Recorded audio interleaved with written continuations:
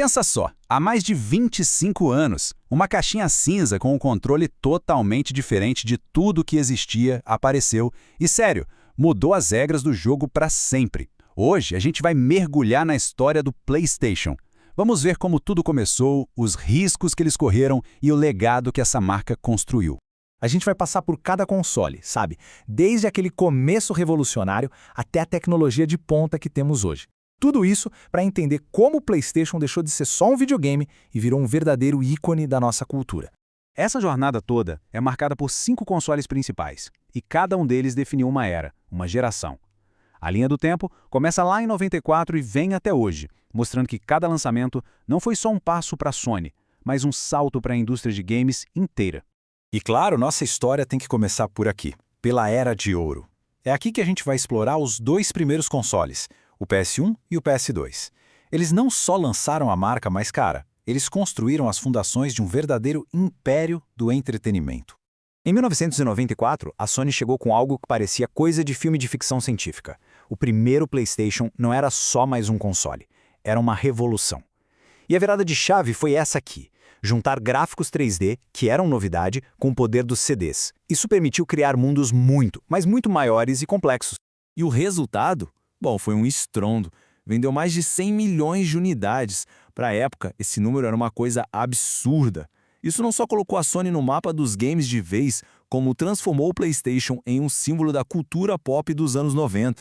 E depois de um sucesso desses, a gente poderia pensar que a Sony ia relaxar, né? Que nada. Em 2000 veio o PlayStation 2. E o plano era ainda mais ambicioso. A ideia não era só conquistar o quarto de quem jogava, mas a sala de estar da família inteira. A grande sacada foi essa aqui: transformar o console numa central de entretenimento. O PS2 também rodava filmes em DVD, que era a mídia do momento. Isso fez dele uma compra quase obrigatória para muitas famílias, porque não era só um videogame, era o aparelho de DVD da casa. E o resultado disso? Mais de 155 milhões de unidades vendidas. Até hoje, o PlayStation 2 continua sendo o console mais vendido de todos os tempos. É um feito que, olha, talvez nunca mais seja superado. Mostra o tamanho do domínio que ele teve. E, poxa, não dá pra falar dessa época sem lembrar dos jogos, né? Franquias como Crash Bandicoot e Final Fantasy VII no PS1, e depois os fenômenos como GTA San Andreas e o primeiríssimo God of War no PS2, esses jogos definiram uma geração inteira. Agora, a gente entra num capítulo de muita ambição e também de muitos riscos para a Sony. Com o PlayStation 3, a empresa fez uma aposta altíssima no futuro. Uma aposta que por pouco não custou muito caro. Depois de 2 sucessos avassaladores, a gente pensa, o terceiro vai ser fácil, né? Pois é, não foi bem assim. O caminho do PlayStation 3 foi bem mais complicado. E por um momento, o futuro da marca ficou meio nebuloso. A grande aposta foi essa aqui, o Blu-ray. A Sony decidiu colocar um leitor do seu novo formato de disco de alta definição dentro do console. Era uma visão de futuro incrível. Só que isso deixou o videogame caríssimo no lançamento e, bom, o começo de vida do PS3 foi bem difícil. Mas olha, a Sony insistiu e valeu a pena. Foi justamente no PlayStation 3 que nasceram algumas das franquias mais amadas que a gente tem hoje.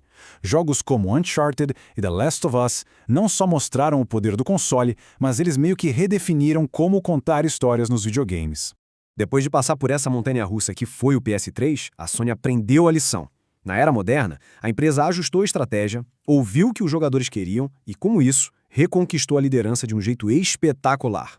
O PlayStation 4, lá de 2013, foi uma verdadeira aula de como entender o seu público. A Sony se concentrou no que mais importava: jogos exclusivos incríveis e uma experiência online forte, bem integrada. E com isso, se consolidou como a líder daquela geração. E o sucesso? Bom, os números falam por si. Com mais de 117 milhões de unidades vendidas, o PS4 não só dominou a geração dele, como trouxe as vendas da marca de volta para os níveis daquela era de ouro. Foi um retorno triunfal, sem dúvida. E aí a gente chega nos dias de hoje. O PlayStation 5, lançado em 2020, é o resultado de décadas de aprendizado, de tecnologia, é o ápice do que a Sony pode fazer, é a visão da empresa para o futuro dos games. E o salto de tecnologia aqui é gigante. Sabe aquela tela de loading chata, então? Ela praticamente sumiu por causa do SSD ultra rápido. O tal do Ray Tracing cria luzes e reflexos tão realistas que assusta. E o controle, o DualSense, faz a gente sentir o jogo de um jeito que nunca aconteceu antes. É outro nível de imersão. Quando a gente olha para essa jornada toda, fica claro que a história do PlayStation não é só sobre tecnologia, né? É uma história sobre como os videogames se tornaram uma parte tão importante da vida de tanta gente. Cada console deixou sua marca. O PS1 começou a revolução do 3D. O PS2 virou o centro de entretenimento da casa. O PS3 trouxe a gente para alta definição. O PS4 botou o jogador em primeiro lugar.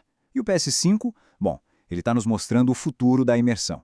É uma evolução constante e sempre impactante. No fim das contas, o legado vai muito além dos números de vendas. O PlayStation não só acompanhou a evolução dos games. Em muitos momentos, foi ele que puxou a fila, que ditou as regras e influenciando o jeito que milhões de pessoas no mundo inteiro jogam e se divertem. E com tudo isso em mente, a pergunta que fica é, nessa história toda, nessa jornada incrível, qual desses consoles foi o que mais marcou? Cada pessoa que jogou vai ter uma resposta diferente. E isso, por si só, já mostra o tamanho do legado do PlayStation.